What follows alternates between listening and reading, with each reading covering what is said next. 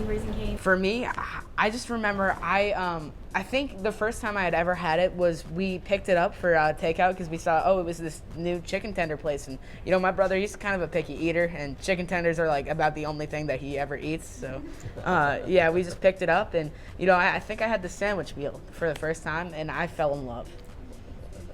This is your first big brand deal, right? Yes, it is. I believe so, yeah. Well, what a way to start off with us. I appreciate that. Oh, thank you. Yeah, this is such an honor. I am so glad that everybody was so nice on set. I mean, even the first time I flew into Atlanta to go to the table read, it was so much fun because everybody was just like throwing paper, and they had these little notebooks, so we were throwing wadded up pieces of paper at each other, and I was sitting right next to Joe Keery and Gayton, so it was so much fun that we were throwing paper at Charlie and at each other. So yeah, they just really made me feel like I was there since season 1, and it was such a comfortable atmosphere. I just think that he just needed somebody to believe in him.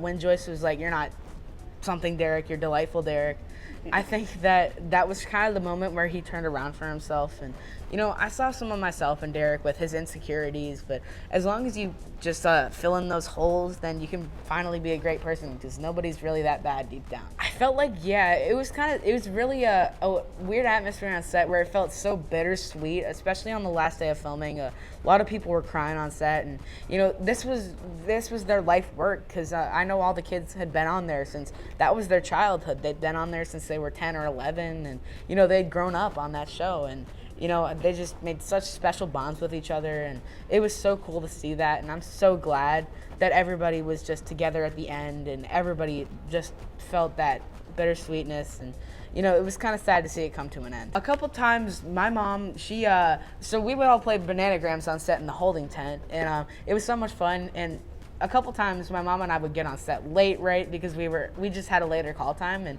we would see a Bananagrams game set up. So we went over to Noah Schnapp's side, and my mom definitely did not create swear words on Noah Schnapp's side of the Bananagrams.